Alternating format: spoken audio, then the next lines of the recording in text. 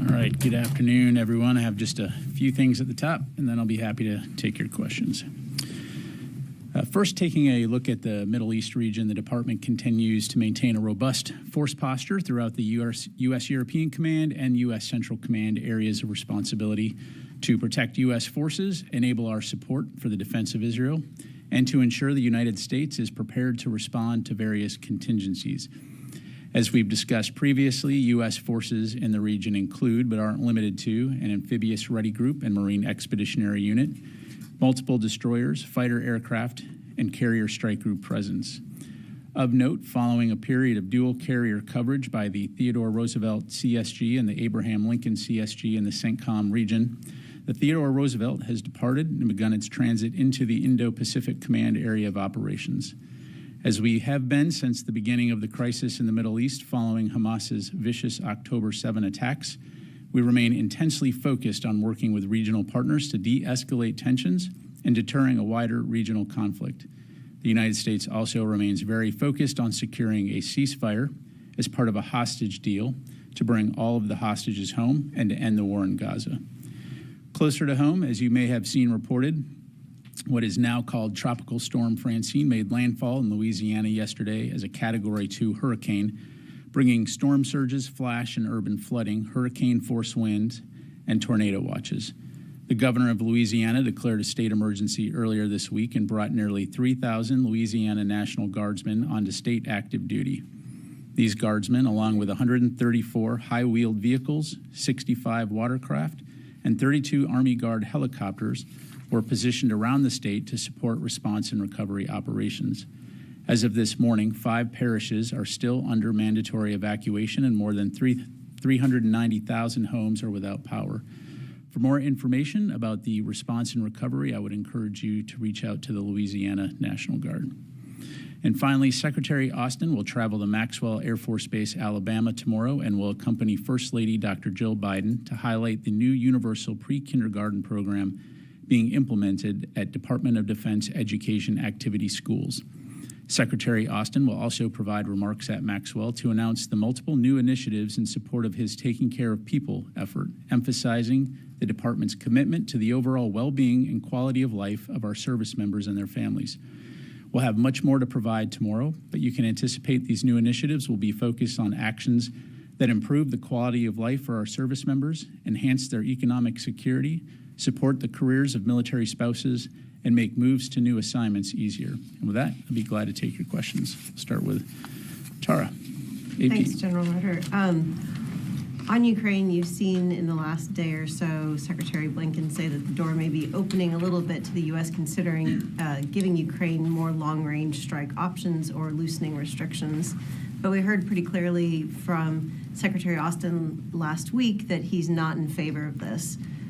Is that thinking changing? Is the building now considering giving Ukraine more long-range strike options?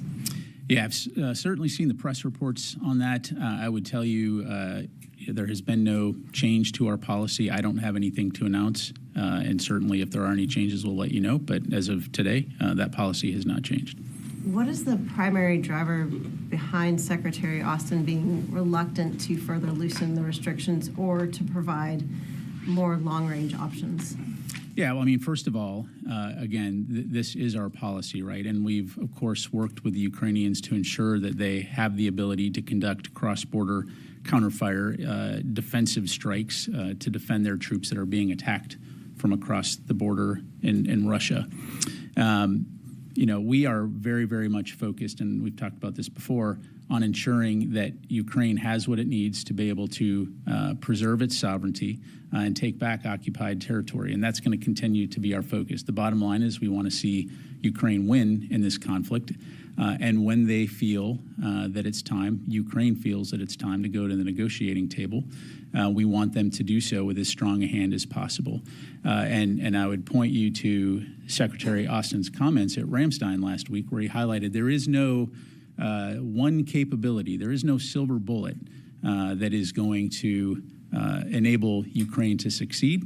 It's about taking all of the capabilities that they have and employing them in a way that gets them closer to success and having that stronger hand at the negotiating table. So again, as this battlefield has evolved, our support to Ukraine has evolved. But again, as of right now, the policy has not changed. I'll just leave it there. Okay, one other topic. On Syria, there are reports that Israel conducted a raid against and obtained some IRGC documents and whatnot in Syria. Can you confirm this?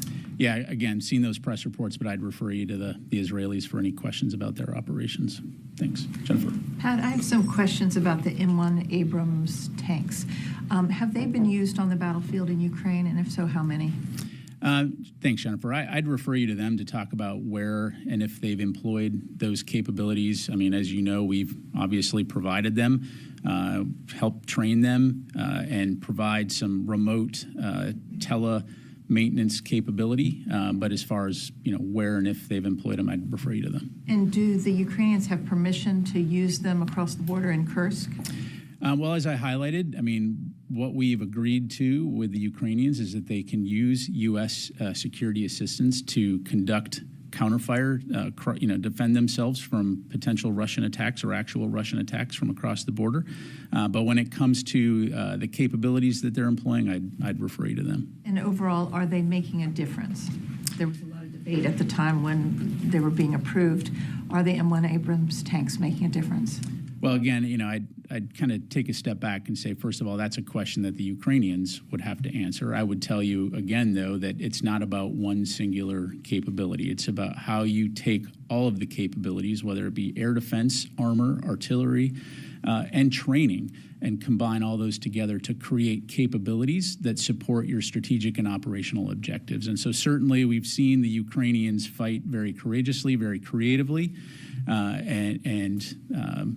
there's no reason to think that things are going to change in that regard anytime soon. And separately, on the Hill yesterday, there was a heated hearing on U.S. chips, supercomputer chips that have ended up making their way into Russian weapons. Senator Blumenthal hosted the hearing, and 4 technology companies, including Intel and Texas Instruments, were brought before the hearing. Why, first of all, is the Department of Defense concerned about American technology ending up in Russian weapons still 2.5 years into the war? And what can you do to stop it, and why haven't you been able to stop it?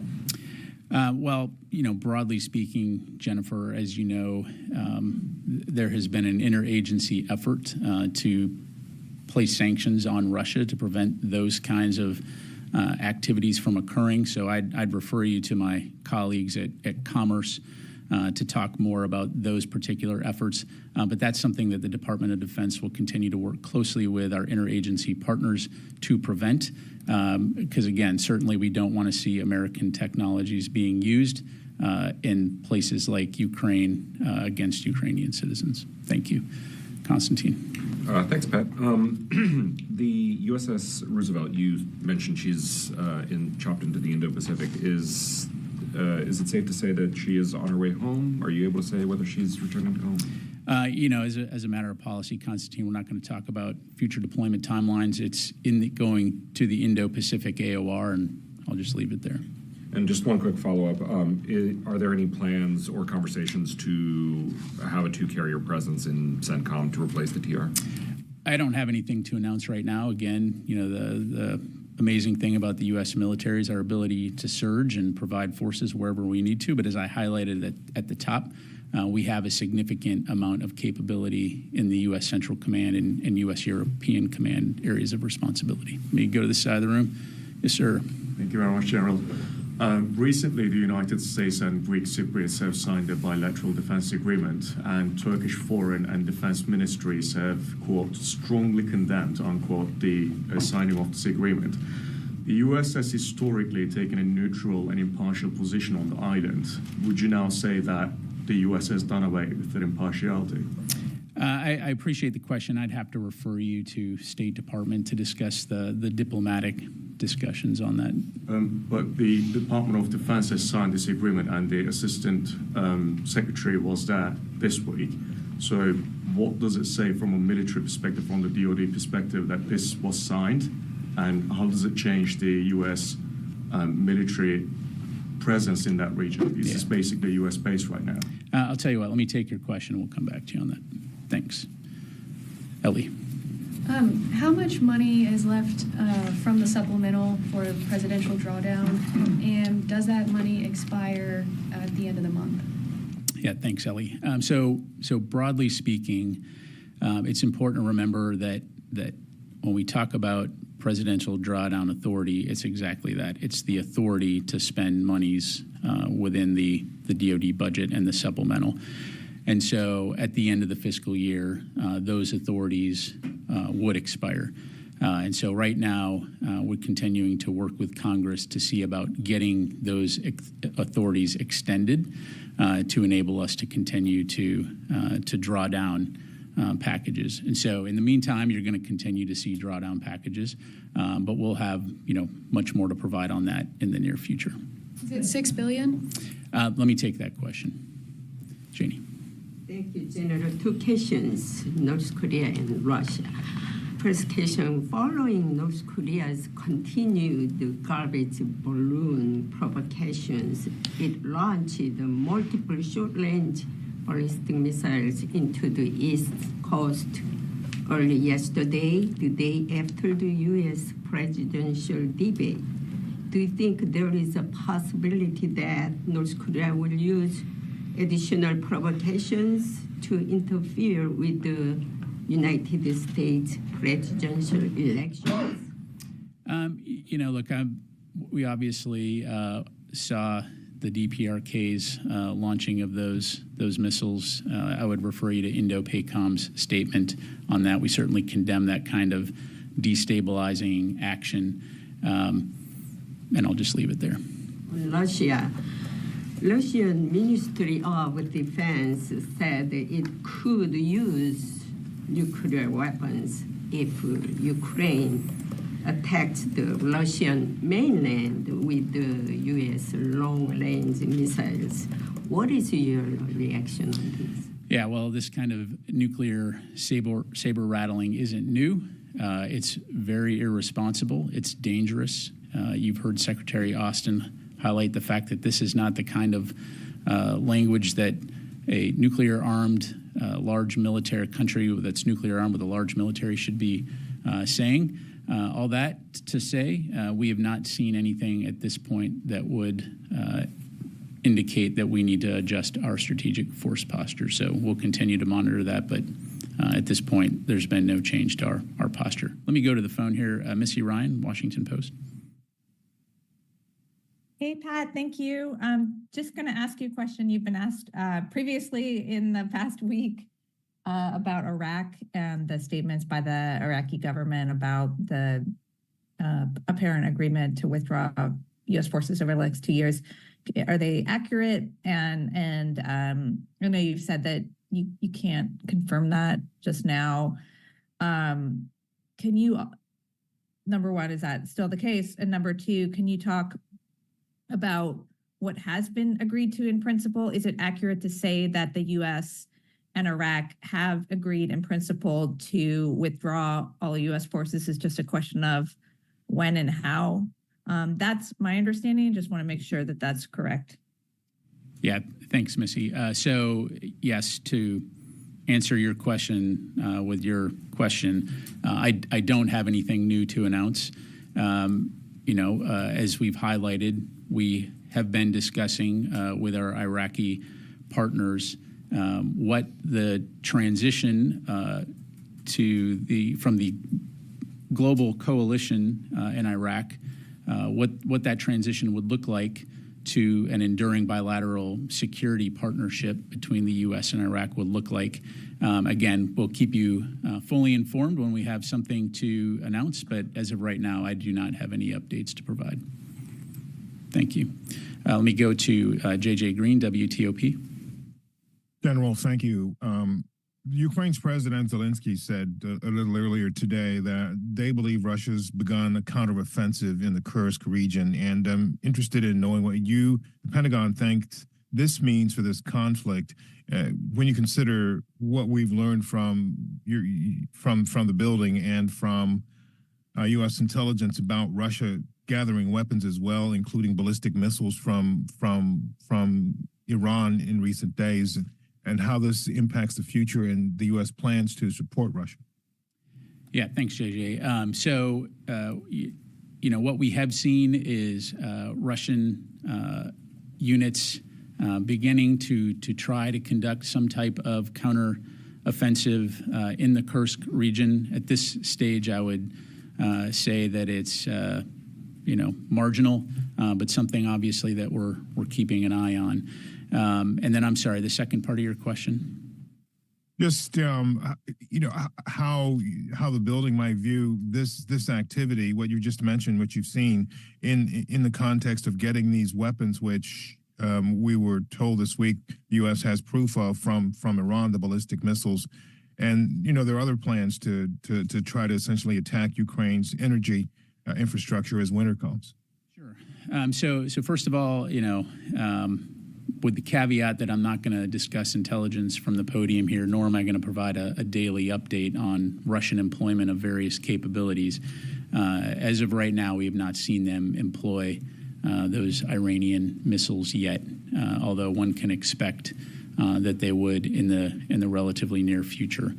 But again, if you take a step back here in terms of what we're focused on, it's on enabling Russia to defend its sovereignty and deter future Russian aggression, so both urgent needs and long-term needs. And as we go into the winter, making sure that they have the capabilities from an air defense standpoint to protect critical infrastructure like energy infrastructure, which we know the Russians are targeting, but also at the same time that they have the capability they need on the front lines like armor and artillery, ammunition, to be able to check any type of Russian operations, for example, near Pokrovsk, and elsewhere in the battlefield, to include in the Kursk region. So it'll ultimately be up to the Ukrainians as they design their campaign plans on how they're going to employ those forces. But certainly our focus is on ensuring that they win and that they have the upper hand when and if they decide they want to go to the negotiating table. Let me go to Howard Altman. Hey, thanks, Pat. I want to drill down a little further on Tyra's question about the Israeli raid in Syria. Did the Israelis inform the U.S. either before or after that raid that was being conducted? And given that they are a CENTCOM member and also receive a great deal of U.S. aid, should they inform the U.S.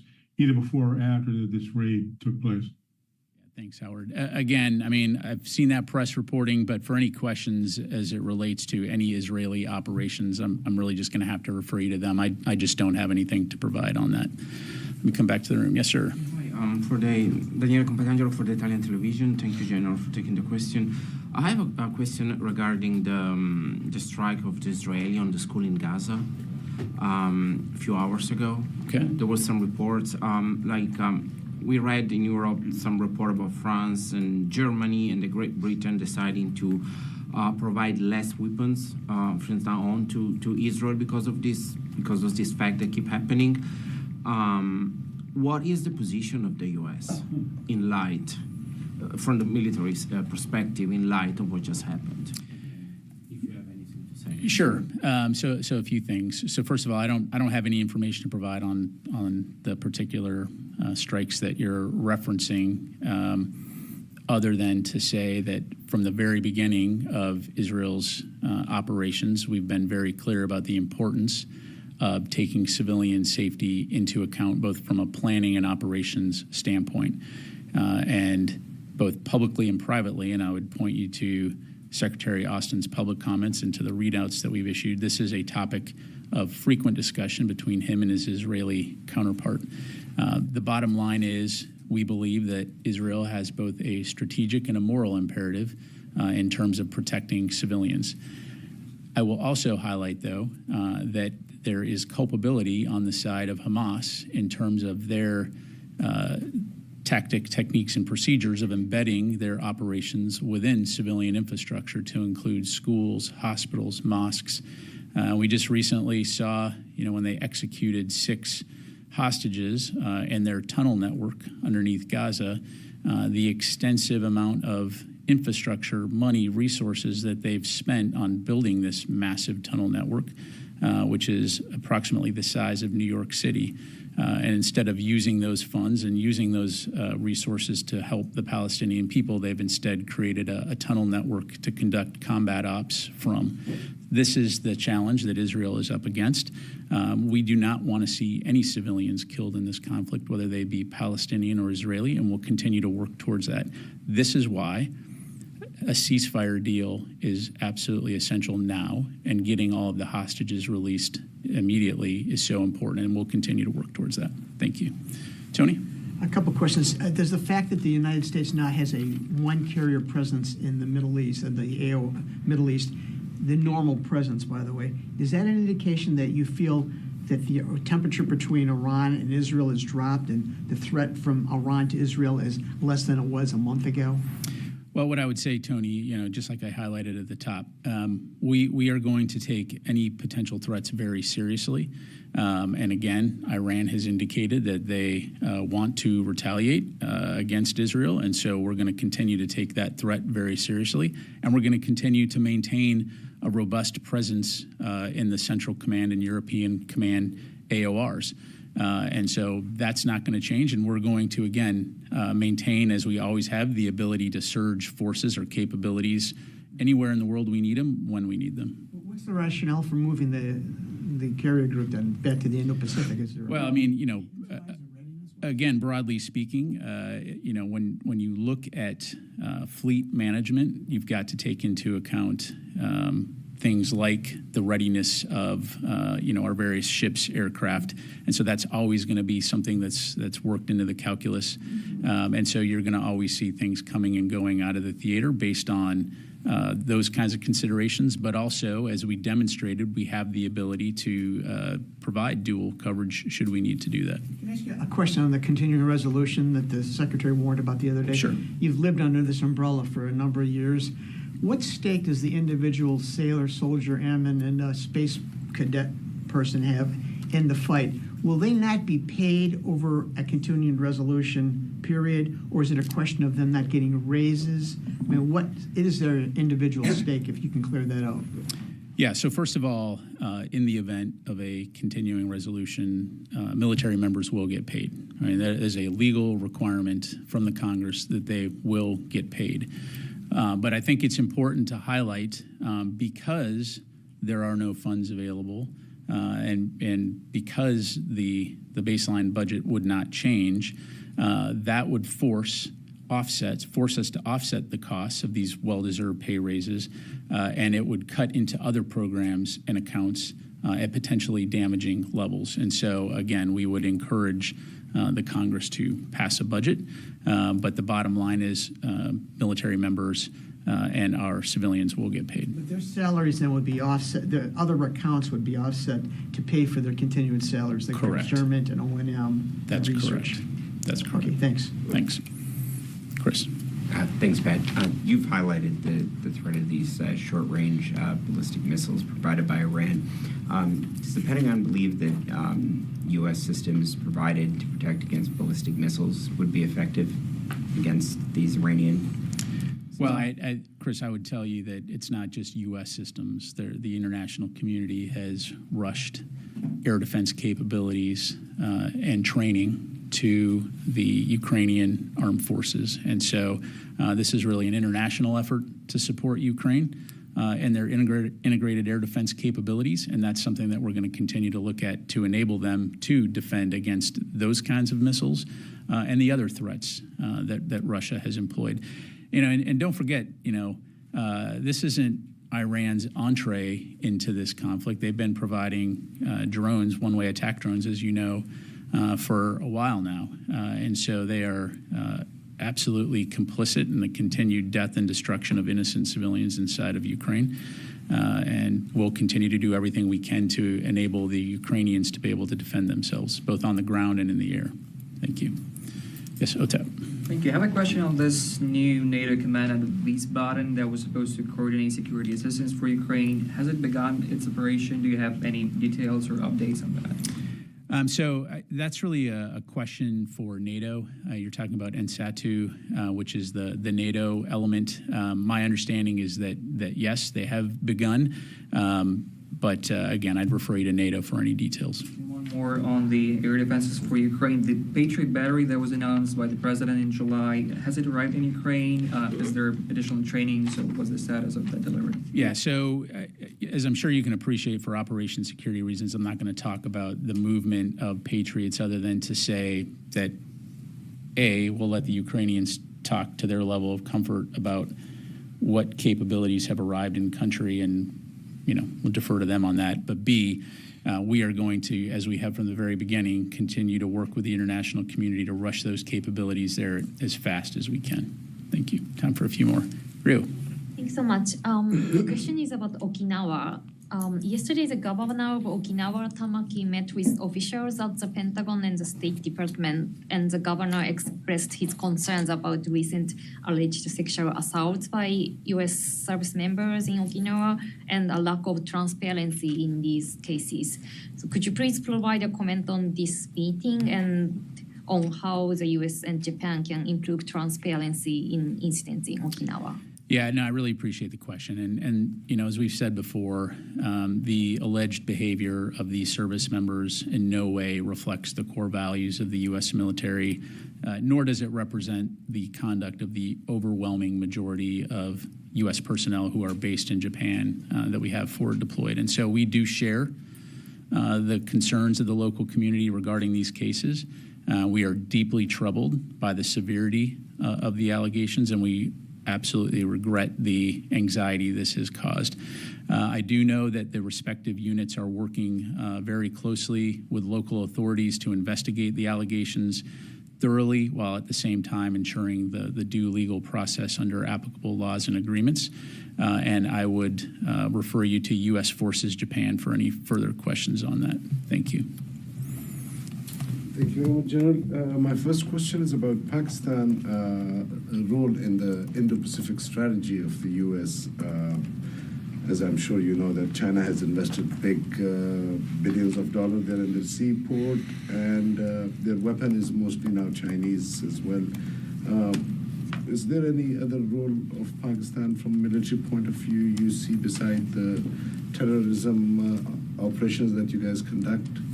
Well, I mean, that's really a question for Pakistan to address. Certainly, as you know, we value Pakistan as a partner, and we'll continue to look at ways that we can work together towards regional security and stability, but I don't have any specific announcements to make. Thanks. One more, General. In Pakistan, they have started, Pakistan military has just used a new name for the Taliban in Pakistan, something like Fitna Khariji. And that reminded me of Shakespeare quote, which said that, "What's in a name that which we call a rose, by any other name would smell as sweet." So just to America, their change of name makes a difference. I mean, a terrorist organization. What else? Yeah, I mean, that's really, again, a question for the Pakistani government to address. I'm not going to get into, what's really a domestic decision on terminology, but okay. Last question, yes, sir. Thank you so much, General. Can you provide us some details about the Pentagon delegation that talks with Chinese? The details, I'm sorry, in the...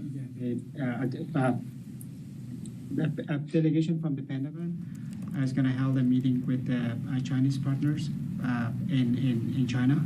So that's the Pentagon's website says. Are you talking about the Zhejiang Forum? Yes. Okay. Yes, we did send a representative. We responded to an invitation from the PRC. And so, yes, we did. And we've done that in the past as well. So is there any indications that the tension is going to be like before that in some certain points many people were talking about a possible war or something, or a cyber war between the United States and China over Taiwan. So do you think that is not a high possibility anymore? Well, look, Secretary Austin's been pretty clear. We do not believe that conflict is inevitable or imminent. Our focus is on maintaining open lines of communication to prevent potential miscalculation or from competition from veering into conflict. And so I think that these types of venues are very important to enable that communication to continue. As we talked about earlier in the week, you had the Indo-Pacific commander talking to his theater counterpart. And so we'll continue to look at those kinds of opportunities to keep those lines of communication. At the end of the day, what we're focused on is working with partners throughout the region and throughout the world to ensure security and stability, peace and prosperity for everyone. And so we'll just leave it there. All right. Thank you very much, everybody. Appreciate it.